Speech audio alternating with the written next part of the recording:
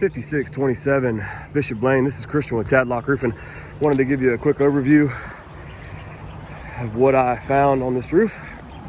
It is a 3-tab shingle.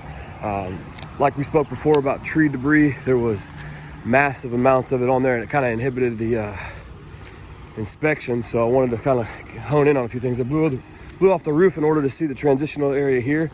I like that they did the flat rolled roofing in this section, and they did run it up, but you can see all the moisture underneath the shingles, but you can see all the moisture that you have holding in there. And what's coming is the broken and brittleness. That's due to the tree coverage, just mounds and mounds of leaves. You'll see in the before pictures before I blew the roof off that we can address what we can do to help prevent that. I recommend an RPM program, roof preventative maintenance. We'll come out here a couple times a year and keep the roof nice and blown off. This valley was, as you see, saturated as well. This is all moisture, and then the shingles are starting to, well, they've lost their adhesive, but they're broken and brittle as well. Had a section up here that popped up, and the real reason of the blow off was, one, I had some concerns because I couldn't see too much, and then there was some life left looking like it was in the roof, but you can see the rusty nail heads, loss of adhesive, and there's some minor wind damage. We've got some over here, I'll show you, but mainly just impact damage from the tree debris. I would recommend doing an architectural shingle on this portion of the roof, any part of the gable, and then going back into the modified bitumen, because it'll give you a little bit thicker shingle, a little bit more protection, a little bit better on wind protection as well. Here's the broken and brittleness. You can see this actually snapped off, but it was already creased and cracked.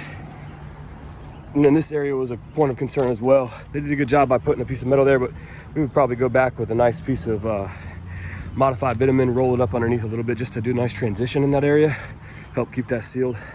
And then I blew this off as best I could, but I'm obviously not walking out there on that area. And then the last point of concern, I blew up the gutter to see if they were spiked. And why I keep mentioning I blow it off is because you can see the stains, but you can't see the big impact branches that I threw off and things that were just obviously sitting for some time now. So that RPM program is definitely a necessary fit for this house. But you can see right here, these gutters are spiked through the EAT metal. And when we do a replacement, we want to remove and replace rather than reset, because those need to be spiked below the EAT metal. We would update the ventilation. You've got the old school off-ridge vents on this one. Concern would only be if you have a vaulted ceiling. And then back here, even though it's not necessary, we're going to build a small cricket and reflash this area on that one. With the necessary needed repairs, I would push for a replacement due to the fact that I believe this roof has underlying issues that we can't see. But I look forward to sharing this video with you shortly, and I thank you for letting us come out here.